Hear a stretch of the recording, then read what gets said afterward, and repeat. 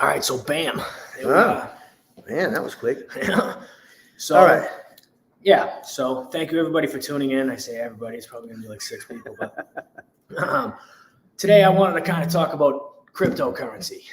I got my dad here with me. He knows a lot about this shit. Well, I don't know about that. I know somewhat about it, and I have my own ways of looking at it and investing that might differ from everybody else. So my way may not be the way you like.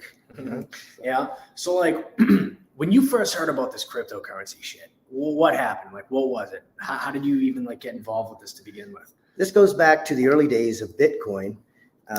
Maybe right at the start. I think Bitcoin was only somewhere between 3 and 7 cents at the time, if I remember right. And this goes back to 2009. Oh my God. So yeah, I was at a libertarian function, and I walked past a table, and there was a banner that said Bitcoin, had the Bitcoin on it and everything. I didn't know what it was. And there was a guy, a little geeky guy back there behind the desk. And I said, what do you got going on here? And he said, Bitcoin. And I said, well, I can see that, but what is a Bitcoin? And he starts explaining it to me. He's talking blockchains and everything else. And I'd never heard of any of this. So I had no idea what he was talking about. And he starts explaining to me why I should invest in this. And I said, well, why should I invest in this as opposed to, I don't know, maybe the money in the Monopoly game, maybe Right. that's going to be the next currency. And, just kind of being a smart ass with him. And he's explaining to me why, because of the dollar being devalued, which of course I understood that, yeah, I get that part. Dollars being devalued, it's all garbage and all that. But why your particular currency? Why should I invest in that particular currency?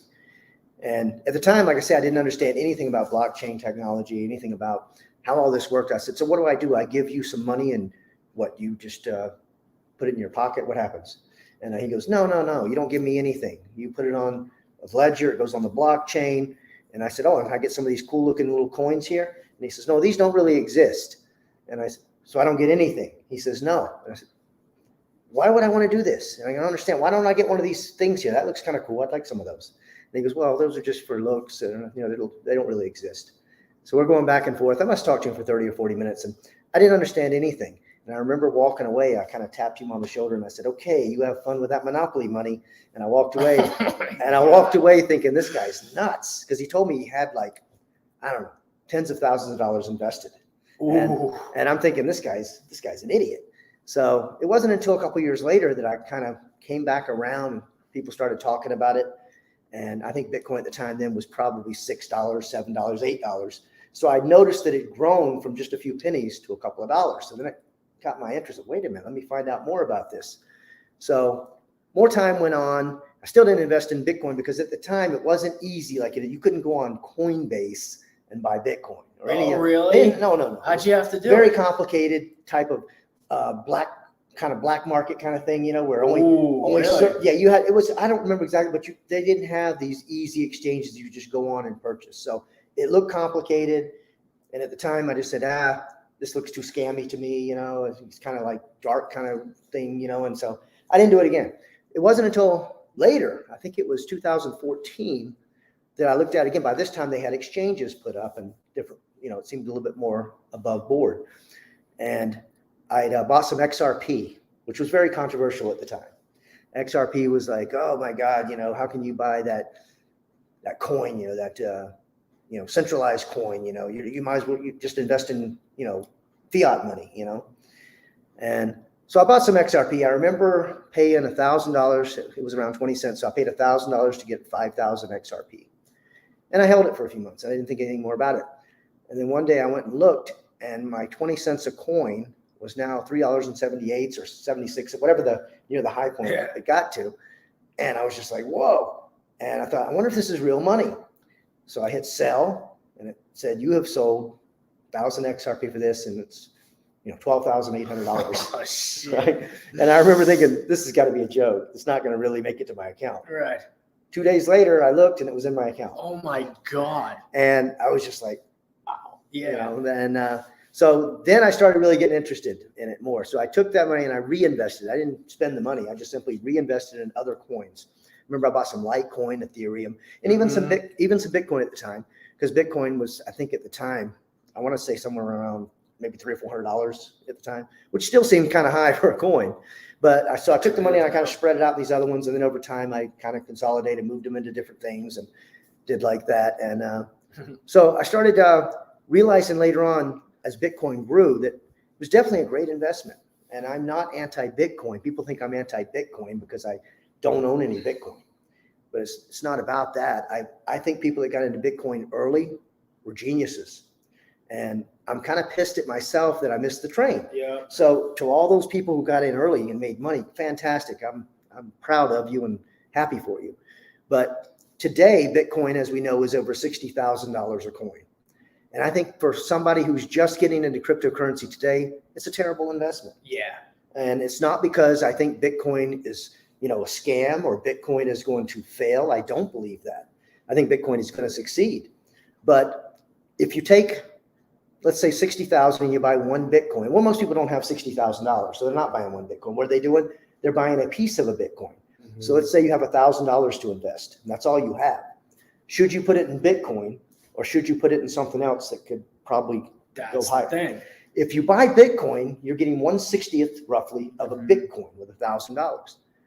Bitcoin goes up 10%. Okay, it's now $66,000. You don't have $66,000. You still have 1/10 of a Bitcoin. So what you have is whatever that works out to, which is much less than 66,000. Yeah, all right. So for you to really make any big money, investing $1,000 in Bitcoin, it would have to grow to some astronomical limit, maybe $1 million a coin. Not to say that it maybe not do that one day. It may 10, 20 years down the road. But for somebody who's just getting into investing, especially somebody who's older like me, I'm 60. For me, I don't have 20 years to wait for an investment to mature. Right. So I'm looking at something that I can do right now that may make the best bang. The XRP was a good example of that, right? I took $1,000 and parlayed it to $12,800. Right. So recently, what I've been doing is taking other coins and doing that with. I bought Cardano early. It was 7 cents a coin. Ooh. And purchased 50,000 Cardano at 7 cents a coin. And we know now it's $2 a coin. So we know that that's worth a lot more now. It's worth over $100,000 now. And so other coins, as you know, we recently talked about Shiba Inu. That was a total joke in the beginning. And when I bought it as a joke. I didn't think it was ever going to do anything. Nothing big. I bought it for the same reason I bought Dogecoin back in 2017 or 18, I think it was. I didn't think Dogecoin was ever going to go anywhere really, but I thought, hey, it's got like 7 or 8 zeros in front of it. So if I just buy 500,000 of these things and sit on them and it just drops a zero, I make good money. Right. So that's what I did. Unfortunately, with Dogecoin, I sold too early. It did drop. Yeah, because Dogecoin went through the goddamn roof after a while, right? But I held it for a couple of years and it slowly climbed. And when it got to the point where I think I had $40 or $50 invested in it for whatever I had at the time. And it got to a point where it was over $1,000. And I thought to myself, this is never going anywhere, but I'll take my grand and then I'll move it into something else. Mm-hmm. So I did that. And then of course, a year later, we know what happened. Dogecoin jumped up to 70 something cents a coin. And I could have made a lot more money had I held, but hindsight's 50-50. Yeah. So Shiba comes along and it's another dog coin. So I looked at it and it at the time had 8 zeros in front of it and something too. So I invested a few $100s and bought 300 million of the Shiba. I remember. And my point again was just to simply make a few $1,000 and move on. Well, we had that big jump recently here, and my 300 and whatever investment went up to $30-something thousand. I remember. Yep. And so I decided to pull a third of it out, and I did, and keep the rest riding, which I've done. And there may be another bump here when Robinhood adds it. Yeah. So what do I got to say about coins? You should definitely only invest what you can afford to lose. All right. When I invested the $300 or $400, I could totally afford to lose it if it, I spend that on a weekend going to dinner and whatever, So it wasn't like, oh my God, if I lose this money, I'm dead. Everybody should look at it that way. Take the money that you can afford to lose and spend. Don't ever be stupid and go out and mortgage your house or something dumb like that, like people have done. Yeah. There's really people that have done that. And Right on. yeah, I was telling a guy that today, actually. Just like, dude, relax, bro. Like he was, because I made a post about Shiba Inu, just like how crazy this has been and like how much profits I've made. He's like, oh man, should I do this and that? Like, yo, settle down. Yeah. Take a little bit of money. You said some interesting things. As you're talking right now, oh my God, I wanted to talk about this and this and this and this. One of the first things that's so fascinating is you said you ran into this guy when it was 7 cents. Somewhere around there. It was definitely under 25 cents. Something. It was definitely low. It was low. It was very cents. low. Very cents. It was very low. Yes. Now, for reference, Bitcoin is now $60-something thousand. Yes. So had you bought one Bitcoin for 23 cents or whatever the fuck it was, it would now be $60,000. And there are people that did that. Mm-hmm. And the pizza guy, who did the thing. Yeah. And then you kind of moved on to other smaller coins, like the idea of being like everyone's, well, not everyone, but there's certain people. Well, you got Bitcoin maximalists that will. Yes. If you say anything else, besides coin, Bitcoin, or maybe Ethereum, they're kind of good on Ethereum too. Yeah. But if you say anything else, they're like, you're an idiot. Right. What are you doing investing in that? Right. And the idea is that Bitcoin is like the king, but it's like you said, Bitcoin is so expensive at this point. It right? is. Like if you had 60,000, maybe if you were like a millionaire and you Sure. could buy Look, if you're Elon Bitcoins, Musk, right? Do it. Yeah. And then when it goes up, you'll actually make some money. Yeah. But the idea being like when you compare and contrast that to some of these, they call them shit coins, and they're fractions of a cent. When that fraction of a cent moves over a decimal place, you've seen how that works, and another decimal place, and another one, now you've made some serious money. Exactly. My coin dropped 4 zeros. Shiba coin dropped 4 zeros on me. I've been seeing this. And so I have always said it's better to buy a shitload of a shit coin, but not just any shit coin. You've got to do your homework on this. This is not throwing darts at a dartboard. Don't just go on CoinMarket, .cap and look at, this one's got 12 zeros in front of it. I think I'll buy that one and see. You might even make a few bucks if you do that. It's true. But if you really want to make some big money, I'm talking about I'm not talking about making a couple $100 here. I'm talking about life-changing money you can retire with. If you want to do that, you're going to have to find one that has a use case, that maybe has institutional investing, that maybe has something something going on. Which, by the way, a lot of people don't know this. Shiba does. A lot of the critics of Shiba. I'm not going to say a lot of people don't know this. Shiba people do know this, but a lot of the critics of Shiba don't know this. Shiba has an ecosystem. They actually do have an exchange, Shiba Swap, where you can swap coins. They're coming out with all types of things. They've actually launched other coins like Bone and there's several of them. I don't remember all of them. I don't have any of the other ones. I only have the Shiba. But they actually are putting together something. It could actually, there's institutional investing. AMC Theaters is going to start taking it for movie tickets. There's restaurants that take Shiba coin now to pay for the bill. So there is an ecosystem and there is a use case. And as large as it is, and it is large, it does have a cap. Unlike Dogecoin, who's unlimited, has no cap. It's like the Federal Reserve. They can just print at will. Well, Dogecoin is no different. They don't have a cap. And though it is a large cap, 4 quadrillion, it is a large cap. God damn. They do have a cap at least. So, and they have plans, and they're already, actually, I shouldn't say plans, they're already doing it. They're burning coins. So if this over time, they burned enough of the supply and enough people bought in and institutional money, then it could go somewhere. Now, what I mean, is it ever going to go to Bitcoin status? No, it's not. But if you have enough of it, you don't need it to go to Bitcoin status. That's right. I have 300 million. If it goes to $1, I have $300 million. Mm-hmm. If it goes to 10 cents, I have $30 million. And if it goes to penny, I have $3 million. Mm-hmm. Okay. So you don't need to say, wow, this will never go to Bitcoin status. I shouldn't have. You don't need to be thinking that way. What you need to be thinking of is, what can I invest a little bit in that's a small market cap now that has the potential to grow to a large market cap, like this one did. This started out less than $1 billion and now is, last look, I think it's around $40 billion market and this cap. is just over the past couple weeks. Yes. Like it really blew up. Yeah. I remember because you were really into Shiba. You were like, oh man, something's gonna happen here. Maybe it might not be a bad idea. So I threw a couple $100 at this shit. Mm-hmm. I might have threw $400 or $500 at it. Now I have, I don't know what it was. This was months and months and months ago, but now I have like $4,000-$5,000. And you bought it when it had more zeros. Zeros. Less zeros. I should say less zeros than when I bought it when it had more zeros. Right. So I think you bought it had maybe 5 or 6 zeros. Right. When I bought it had 8 zeros. So I mean the key thing here is to buy it when it's really low. Mm-hmm. But also, like I said, don't just buy anything because, wow, this has got 12 zeros, we should buy it, because it may be shit. And it may be a scam. I'm sure you heard the Squid Games coin that was. Yeah, you were kind of mentioning that. What is it? Well, it's a total rug pull. Everyone invested in it. The price went up, and then everybody tried to sell. And I heard the exchange wasn't giving anybody any of their money. What? So obviously it was some type of rug pull. Right. But if you have something like not to scare people, because that's not going to happen on like a Coinbase. No, you're not going to find Squid Game coin on Coinbase or crypto.com, right? Because they do take the time to research the coin before they add it. So, if you stay with some type of reputable exchange, you won't be taken. I'm not saying you couldn't be, but chances are low. So as long as you stay with somebody reputable. Now, sometimes I stray away too. As you know, I just bought 300 million safemoon. Yeah, safemoon. Right. Okay, you can't get it on Coinbase. You can't get it on any of the regular exchanges. I had to go to some place over in China. I don't even remember the name. Bit something. I don't remember the name. To be honest, BitTorrent or something. I went and I got 300 million safemoon.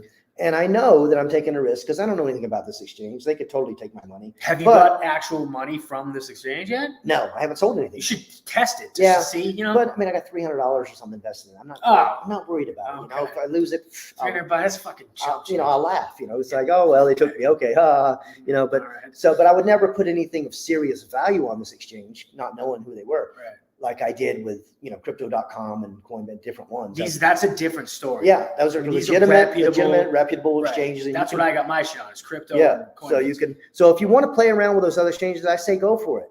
In fact, I tell people all the time, you should have about 10% of your investment in shit coins, absolute shit coins. Because if something happens, that's right, and it moves over one decimal point, you make not money. Shit no more. Yeah, you make money, as in the example of shiba inu. Exactly. So I think everybody should put about 10% of their investment in shit coins and the other 90% in real legitimate projects. What do you consider a real legitimate project? Cardano, VeChain.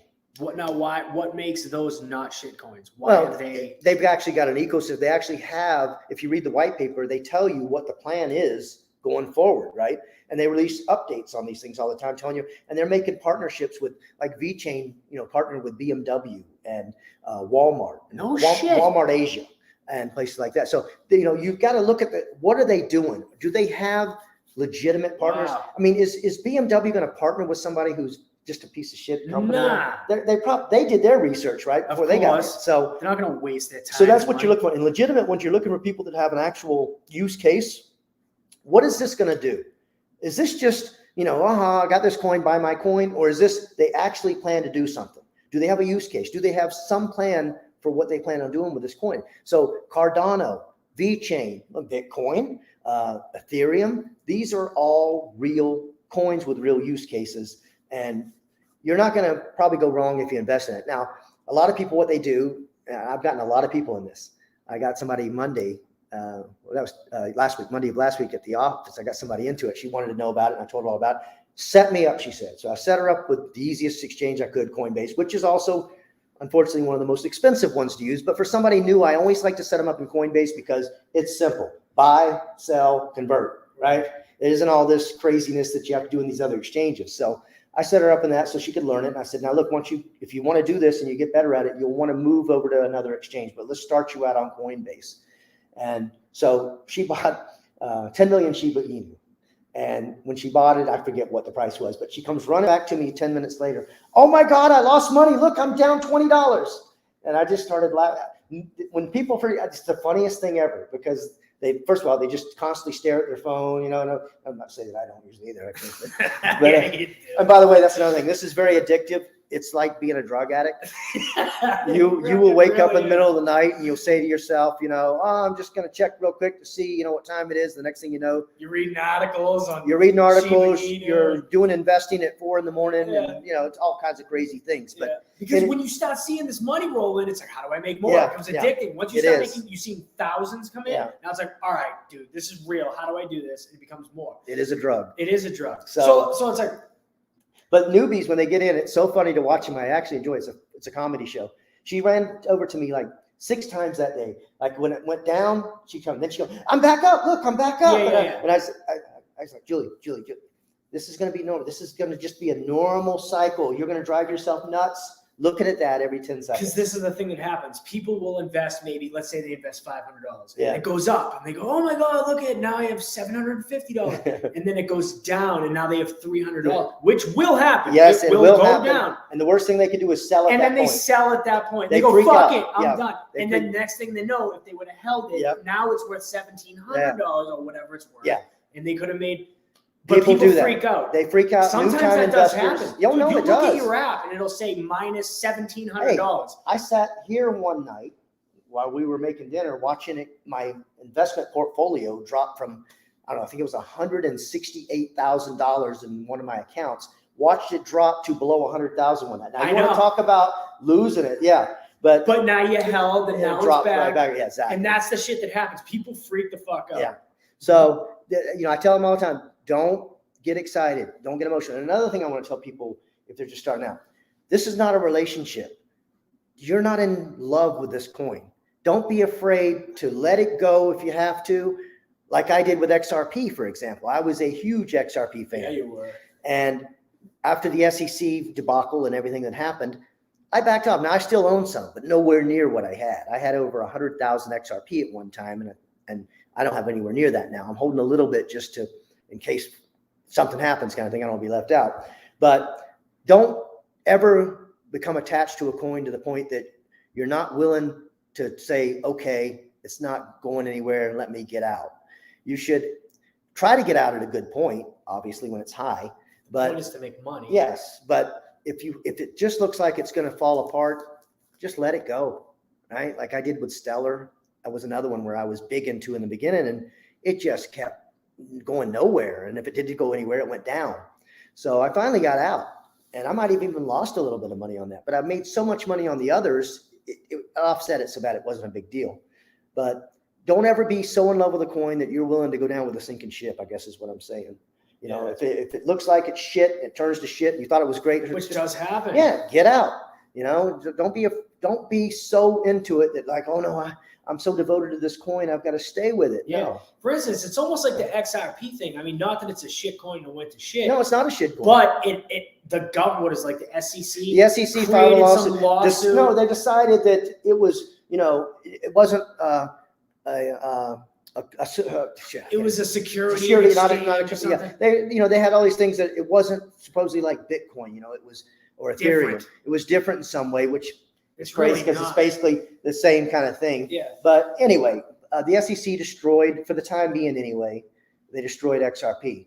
I still you feel can't buy it and sell it. If you go on most exchanges like Coinbase and stuff, like you can't buy it and sell it, but you can still hold it. Yeah. Until this thing gets squared away. Now then they're saying it's gonna. Yeah. If it goes in XRP's favor, or I should say Ripple's favor, because Ripple is the company, XRP is the token. So if it goes in Ripple's favor, then XRP is probably going to go through the roof. I expect it to go, I don't know, probably right away if they win their lawsuit, probably to $5 or better. Dude, that's the majority of my investments is in XRP. Because it's not by choice. I would have probably got out of it, but I didn't realize this shit was going on because I didn't pay attention until after it got shut off. So now I got all my XRP. I think I got like 4,000 and something in XRP. Well, I converted all my XRP into Cardano, I think, at the time, except for a little bit that I kept on Uphold, because that's one exchange where you can sell and buy. XRP. And I think you can do it on Bitstamp, like the foreign ones. Yeah, there's some foreign ones you can or something like that.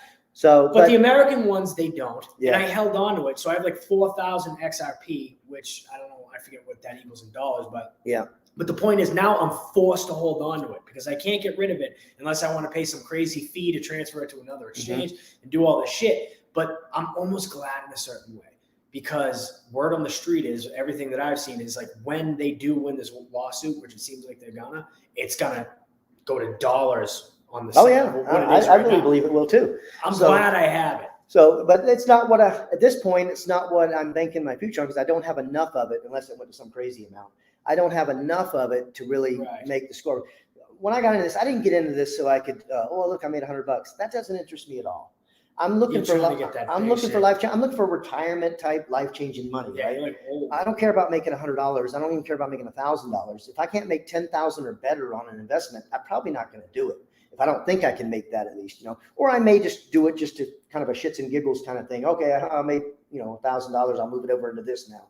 But I'm not into it to make chump change. I'm into this for life-changing money. Me too, man. And it's probably one of the only things I've ever seen that you could start with a little bit of money and parlay it into a lot of money. We're examples of this, Other than maybe especially you. getting lucky at the casino, which is the odds are ridiculous, or winning the lottery, right? Yeah. Those are the only things where you can take a little bit of money and maybe, but the odds are so far against you.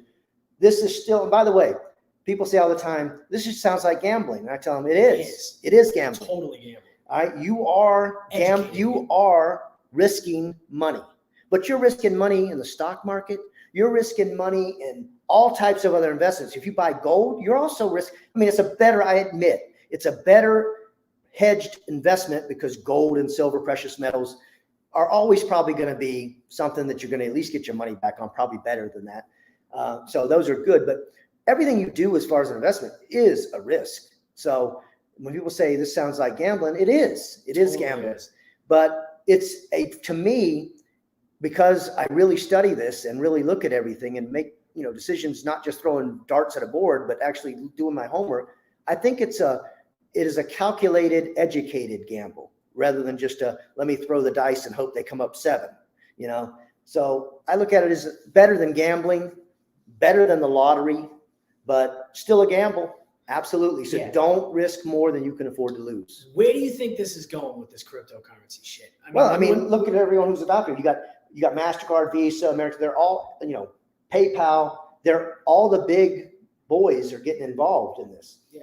Do you think that they would just be so totally irresponsible just to do something like that without actually doing their homework? Of course, they've done their homework, right? They've studied it and they said, hey, this is where it's going. Not only companies, even the federal government is already talking about coming out with their own cryptocurrency. Yeah, because they see where they're not stupid either. They see where this is going. Now, would I invest in that? Hell no, because that's simply going to be investing in fiat dollars again, because their coin will have an unlimited supply that they can add to anytime they want. We know that. They're not going to all of a sudden become some, virtuous, type of thing. They never have. Why would we expect that to happen anytime in the future? It won't. So, in the sense of we have this idea, right? You're going to invest these Federal Reserve notes into this cryptocurrency, which I'd like to talk about actually that at a later time too. Yeah. What actually is happening when you invest in cryptocurrency? What is going on? Because there's no really product, right? Yeah. It's not a product that you're when you invest in the stock market. Let's say you invest in Ferrari. Yeah. There's a company that makes cars and there's a product and they sell it. There's no physical thing. That's true. There isn't even a real coin. No, right? It's not even a real coin. It isn't. So, and people ask me all the time, and I used to get a kick out of this. People would come to me in the early days and they'd say, so tell me, what backs up this Bitcoin thing anyway? And I said, oh, you'll be very happy to know it's the very same thing that backs up the US dollar. And they go, really? And I go, yeah, absolutely nothing. And they go, what? Doesn't gold back up the US dollar? I said, not since the 70s when Nixon took us off the gold exchange. So no, it doesn't. But the very same thing, you know what? You know why you believe that dollar in your pocket is worth something? Because you have faith that it's worth something. And that's crypto?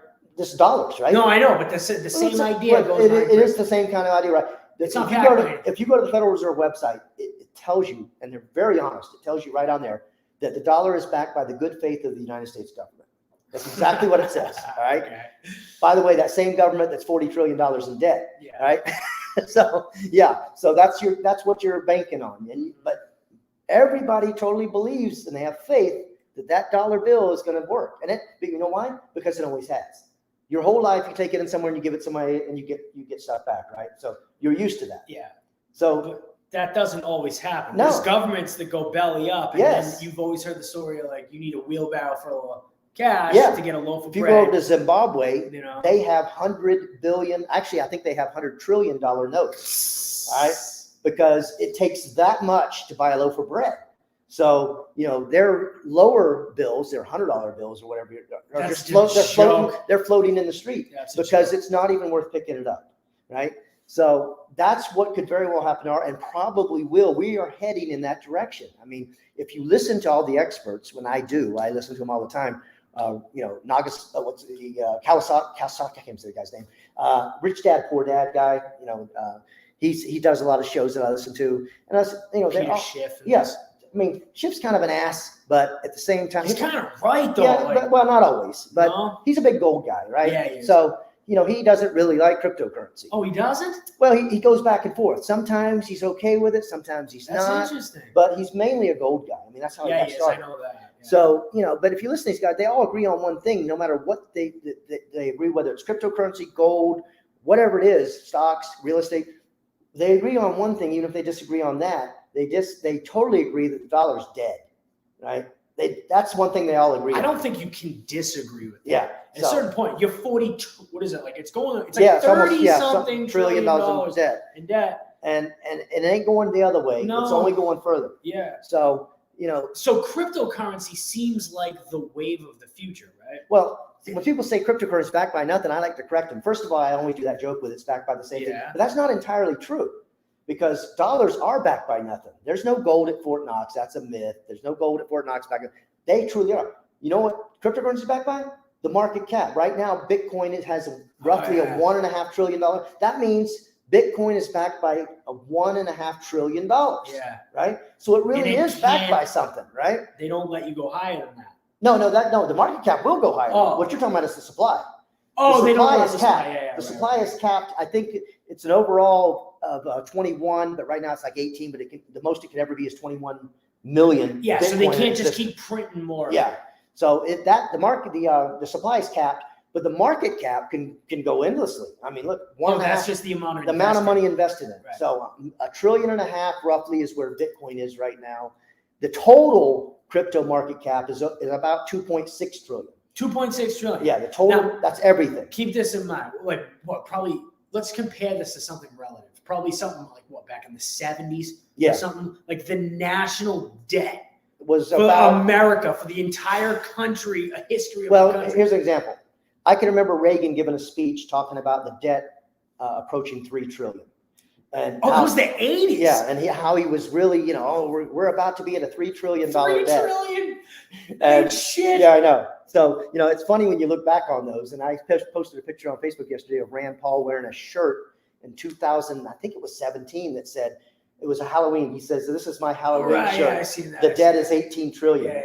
That was his scary shirt, right? That was his... And now it's nearly doubled, right? So in just that length of time. Dog, it's doubled in the period of like a few years. Yeah. You know how insane that is? No, it is. And people wonder why is gas so expensive? How come bread and groceries are so expensive? Well, we've all heard that, and everyone's heard this, I'm sure, that if, say in the 80s, you had $100 bill and you had a $100 gold piece, and you buried them both in your backyard, and you dug them up today, how much would they be worth? Well, everybody likes to say, well, $100. Well, no, not exactly.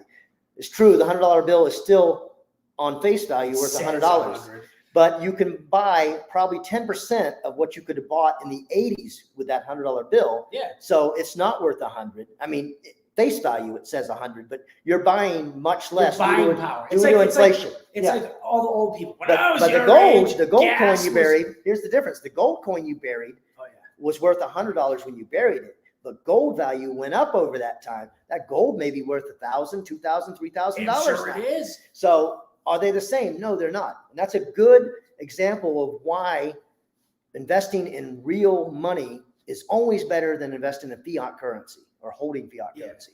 So it's like the idea, like if you buried a gold coin in your backyard, like an ounce gold coin, and you buried the amount of dollar value in the same bag and dug it up 50 years later, that gold coin is going to be worth much more than when you buried it. And the dollar bill is going to be worth much less than when you buried it. Yeah. Right? It's like that old thing, remember, when the old people would say, I mean, you're old. You would say to me, back when I was your age, a gallon of gas was 57 cents. And actually, not your age, but when I was less than your age. Yeah. Here's an example. My first job was pumping gas at a gas station. And I remember this specifically because I remember the owner at the time. I want to say I was 16. Gas at that time was 59.9, and I remember that just exactly. 59 cents. Yeah, because he held off as long as he could, raising it to 60.9 because it sounded so much different, so much more than 59, and that's how I remember it. So yeah, it was 59 cents a gallon when I was 17. So when I was younger, I can remember riding around town with my dad, and it was something like 40 something cents.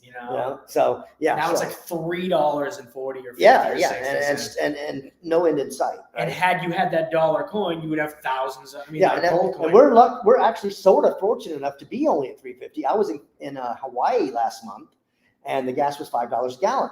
What? And in California, it's $7 to $8 a gallon, depending on where you are in California. That's inflation, right? Yeah. Well, that along with like the shipping and it's California has tax on tax on tax. So a gallon of gas here doesn't have the same amount of tax that California does. Oh, is that what it is? Oh, they got all these emission things, and also they may have an extra $2 or $3 worth of tax that we don't have here. So that's one fortunate thing about being and not a democratic state. I know I don't want to get into politics here, but yeah. They both suck, by the way. My position is Democrats and Republicans suck. The only difference is Democrats suck more. Yeah. Have you ever seen that meme? Have you ever seen this meme? I saw it from your page. You posted this. It's like, it says like Republicans, and it's got a picture of a snake. And it says Democrats, and it's a picture of a snake with like a unicorn. Yeah, unicorn hat on. Yeah, and that's the truth, exactly, right? It really I mean, is. And I have no favors for either party. Yeah, they're both snakes. Just one of them's dressed like a unicorn with a rainbow in his head. Yeah. So that's my idea on politics, and I went the full gambit. I'm 60 years old.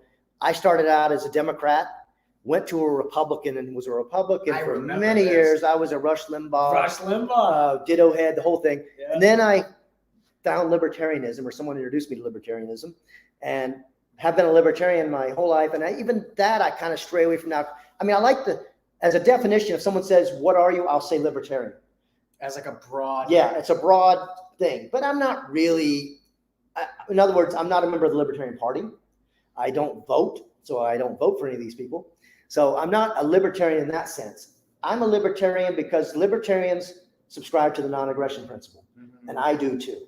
Right? What's the non-aggression principle? The non-aggression principle simply states that you will not be somebody that initiates force. Right? You won't be the initiator of force. Now, that doesn't mean you're a pacifist. If somebody initiates force on you, you will defend yourself, and you have the right to do that. But you won't be the first one. You won't walk up to somebody and just punch them in the face for no reason, right? But if they're coming at you with fist clenched, you're not just going to stand there and let them punch you in the face. You're going to defend yourself. What do you consider the definition of initiation of force? What does that mean? Well, when someone has not aggressed on you, and let's say aggress, what does that mean? Like some people would say paying taxes is an. Well, sure it is. It absolutely is. You can be aggressed on with your property. Your property is your body, your money, your time. Everything about you. That's your property. It doesn't just mean my property, my car, and my house. No, it's your body, your time, everything. So if somebody aggresses upon you, they kind of draw the first blow, right? And say, I'm going to steal your money and pay for this. Because a lot of times they'll be like, it's this good cause. Oh, yeah. It's always a good cause. So I'm going to steal your money, and we're going to use it to bomb people and do all this crazy shit that you didn't sign up for. So that you're saying that's an initiation of force. Of course that's it aggression. Is. Of course it is. They're taking my money that I earned, and they're stealing it from me. Now, just because they give it a nice, frosting on top of the shit cake, it doesn't mean that, it's not still theft. It is theft. Well, someone might say, yeah, but Howie, they take your money and it does go to good things that do good things. That doesn't change the evaluation at all. It's still theft. You could tell me it went to open an orphanage, and I'd still tell you that's great, but it's still theft. I've always said. Do you need police and military? Yes, you absolutely do. So we have to have laws. We have to have laws. Look, all these things. When I speak of, first of all, let me say this too. I'm mainly speaking of income tax, right? I was hoping you were going to go there. Yeah, okay. Because when I say taxation and stuff, I'm mainly speaking of, now that doesn't mean I'm only speaking of income tax. There's other ones too. But that's like the main. Yeah, that's the main one. I have no problem with paying fees for services that I get. Voluntary. Yeah. Like a sales tax. If you want to go buy a TV, hey, dude, if you buy this TV, you're going to have to pay this. You've made this decision. I've made that decision. No one came and took money out of my pocket. I don't have to buy it, right? That I can live with. And another thing, like if they say, hey, do you want your garbage picked up? Yeah, I'd like my garbage picked up. Okay, there's a fee for that. Okay, I agree with that, right? I mean, I need my garbage picked up. There's a fee for like a contract. There's a fee for the cable. There's a fee for that's fine, right? Mm-hmm. And so if somebody charges fees for services, I have no problem with that. And they should. I'm a capitalist. You should charge for your time. So what I have a problem with is when people steal from you in the name of, welfare or something like that, and you don't have a choice in the matter. So because here's what ends up happening with that is now that you don't have a choice, like, all right, so let's put it in context. Like you buy a TV or any goods and services that you decide to buy. Now it puts the government in a position, for the most part, where they have to provide a service to you. Because if you don't like the service they're providing, you could say, fuck it. I'm not going to buy this shit. I'm not going to give you my money. I'm going to make a decision to live in the woods and I'll plant my own garden and make my own life. I'm not going to buy anything. I'm not going to contribute to this system that you have.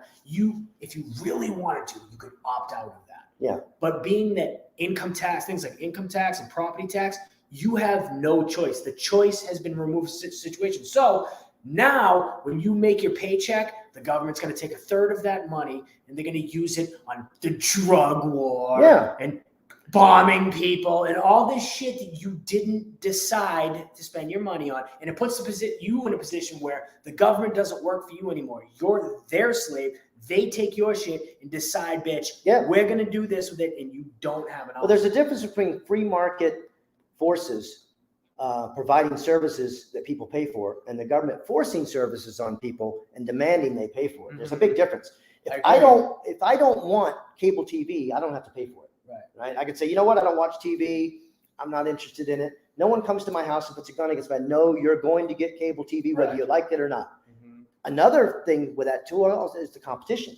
Maybe one cable company I don't like because maybe they're higher in price or they just provide bad service. But the other cable company is a better service. Now I have choices, right? This company's not working out for me. I can go over here, and you don't do that with the government. The government is here's what the service is. And not only are you taking it, but you don't have a choice to go somewhere else if you don't like it, And if you've noticed the service that the government, it's like anytime the government gets involved with somebody and starts controlling this and they're going to control this and they're going to control that, it always ends up getting worse. Yeah, and worse, of course. And worse and worse. I mean, government is a solution looking for a problem. That's what they are. Right. All right. I mean, they're always, we've got a problem over here, what's the problem? Oh, too many people are making money over here. We need to stop that, Exactly. They're a solution looking for a problem. That's what they do. And never once has government been the right answer. I mean, even politicians like Ronald Reagan is famous for talking about that, right? He was full of shit. But but he had some great, he had some great lines. He would say, and some of the things he said were true, where he talked about the government, he said the scariest words in the English language are, I'm from the government and I'm here to help. Right. He was right. He was right. I mean, but it's funny how these politicians will say this and then they get in office and they expand the government. Of course they do. And they do all the shit that they said they weren't going to do. But it's interesting because we started this out with like crypto. Yeah, we're moving into politics. Let's get back. But I wanted to kind of segue it into that, right? So now we have a situation where you were talking about like the Federal Reserve was going to come out with a cryptocurrency. And the government, do you know that like the government in China, I think you told me this actually, made cryptocurrency illegal? Yeah, they made it illegal. So it seems like cryptocurrency in like the free market form of it, the government's not into, right? It seems like if they want to do cryptocurrency, they want to do cryptocurrency in their shit that they control, just like the dollar, so they can have complete control over everything. Do you see a scenario of somehow, I know there's blockchain and there's all these things that like make it really difficult for them. Do you see a scenario unfolding where cash goes away? There's no such thing as cash. The government makes a cryptocurrency that you have to use a digital currency and somehow extinguishes all of these free market. Is that possible? Is it possible? Yes. Is it likely? No. Why? Because for the time being, I know that it's watered down, but we live in a capitalist free market society, and I realize I say that with a grain of salt. I say that with a grain of salt. Okay. But we're not China, right? Okay. Right. China is a communist dictatorship, right?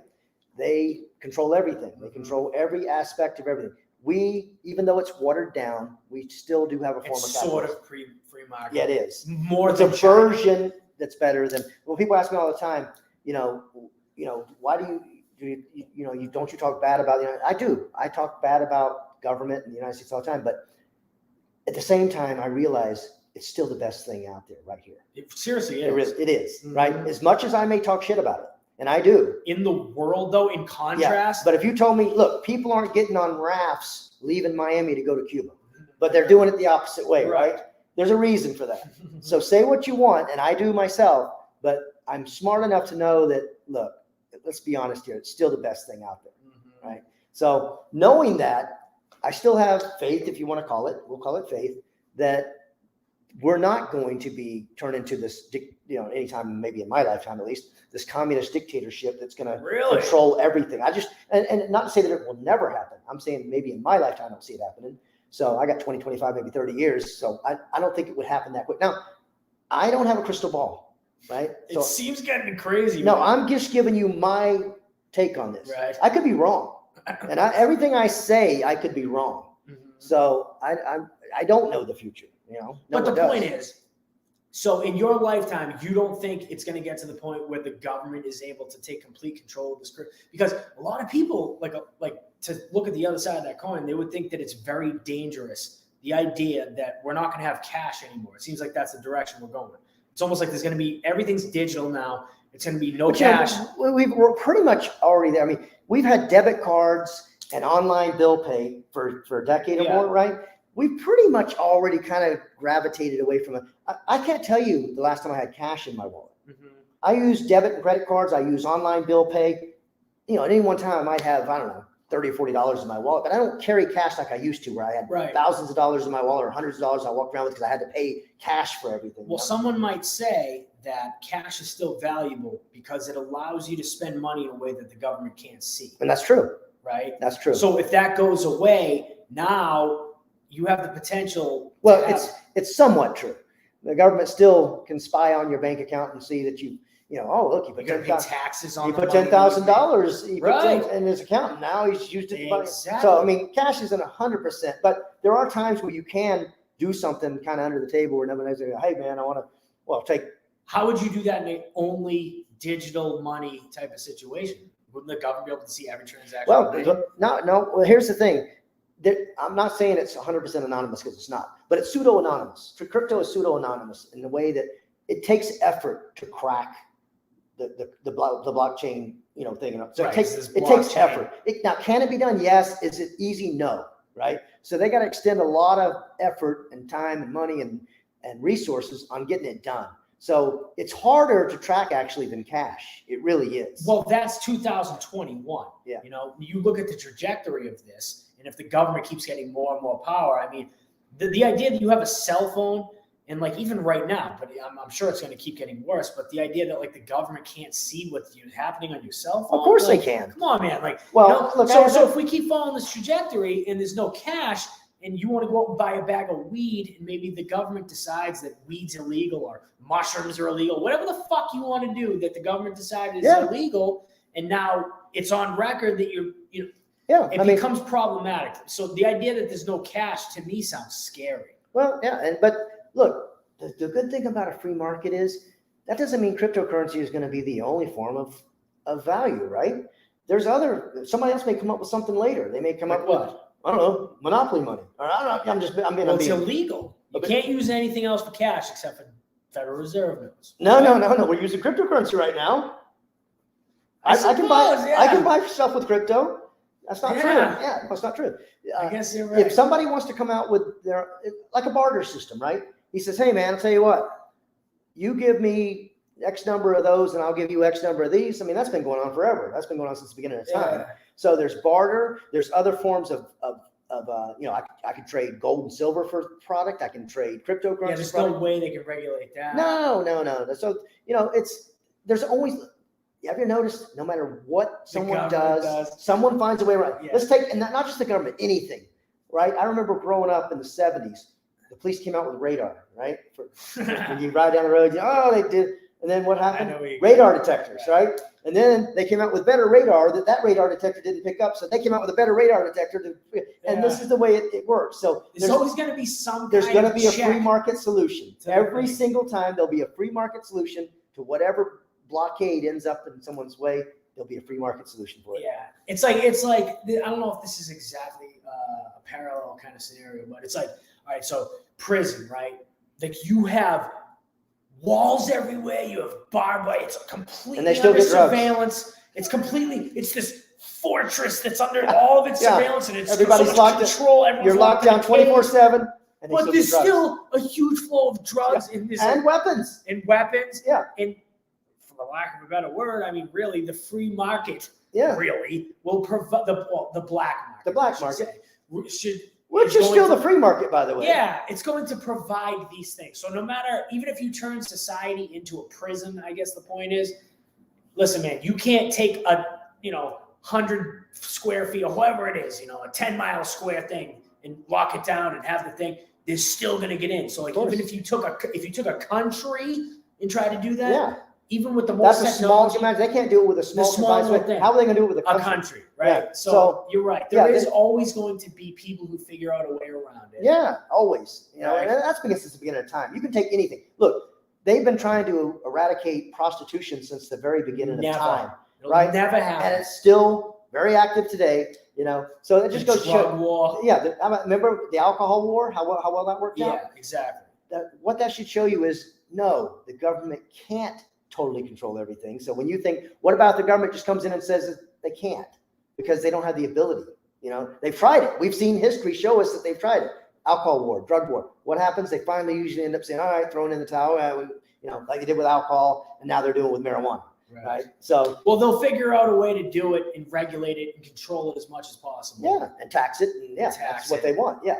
It just becomes more complicated when you have that extra layer of technology because, man, it's like Skynet. It's looking like now. We're getting crazy with this shit. Have you seen this? No, we got AI. That could be a danger. You know what I mean? In the future, can you imagine where this AI technology could go? That's what I'm saying. It could be scary. In the wrong hands. Yeah, it could. If it becomes self-aware and all, Dude. now all of a sudden, like it does become like the Terminator thing, and so Becomes scary. No, it's true, and so we do have things. Technology is always a double-edged sword. There's always great things, and then there's the other side, which but that's just you have to take the good with the bad, man. You just have to.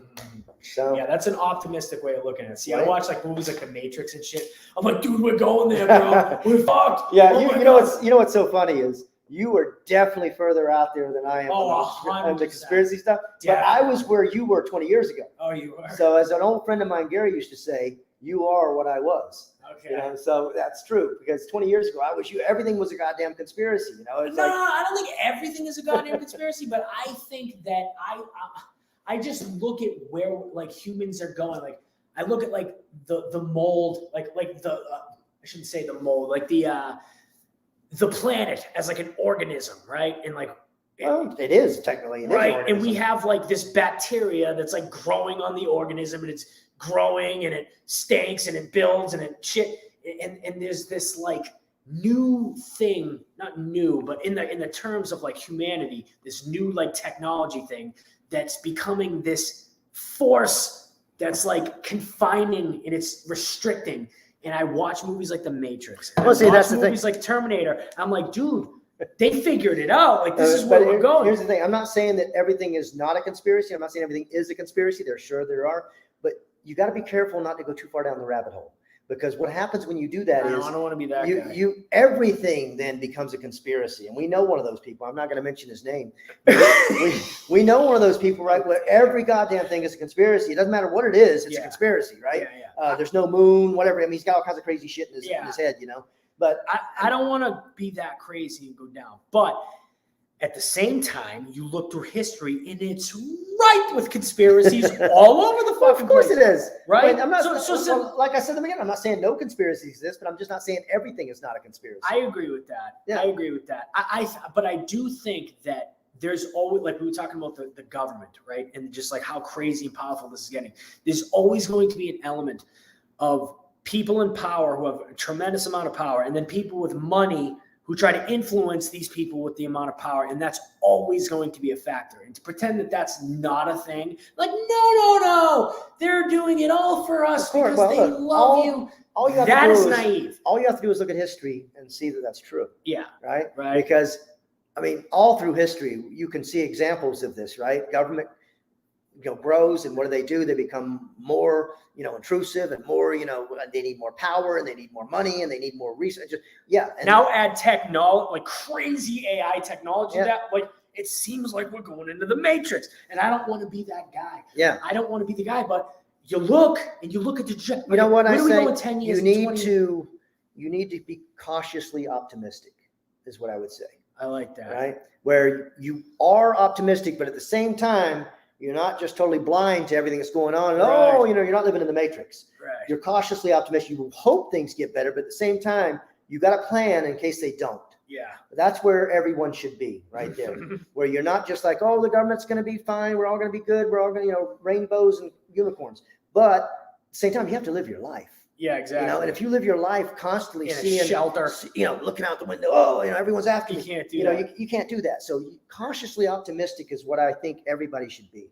Yeah, and I think to round this out, the area that we live in, we're in Arizona, and there's 2 hours north of us, there's like mountains and streams and lakes and rivers and all this shit. So we got an exit plan if we need it. We're in a good position. Right? We're 2 hours away from getting the hell out of Dodge if we have to. Right, because there is a potential, no matter what it could be, that shit could go haywire. Like there could be a breakdown in society. Like we were talking there could about, be a virus that's much worse than the one we have now. There could one be that just you walk outside and you drop dead. A million different fucking things. Yeah. There could be some corona rejection that takes out the power supply or whatever it is. So for some reason, inflation becomes through the roof and a loaf of bread costs $600. Like any of this shit could happen. Yep. So like the idea of taking that into account and having an exit strategy and having a plan, I don't think that's that bad of an idea. Not to say that you should sit around and be like, oh my God, I need to spend every second of your day hoarding and get because you have cans to live. of tuna. Look, we have to, we're only here on this planet for a short time. We don't know how long we got. Right. And even if we go our full lifespan, that's probably 80 to 90 years, but no one knows they even have that much. So you need to live your life every day like it's your last day, really. You don't want to think that when you wake up in the morning, because that's kind of morbid, but you want to live your life as if it could be your last day. Right. So you can enjoy it because it may be, so, don't be scared of everything. Like when this virus started and everybody was running around hiding under their bed and afraid to talk to anybody and open their door. That was disgusting. It was gross. I mean, I was kind of in the middle. I wasn't one of these people that said the virus doesn't exist. I know it existed. I'm not one of these people that said the virus didn't kill. I know it killed people. Most people are dumb. Right. But I also wasn't the guy hiding under my bed with 3 masks on, with the lights off, and you see people I would see people riding down the road in the car by themselves with rubber gloves and a mask on. And I thought, this is the dumbest person I think on the planet. I have more respect for that person.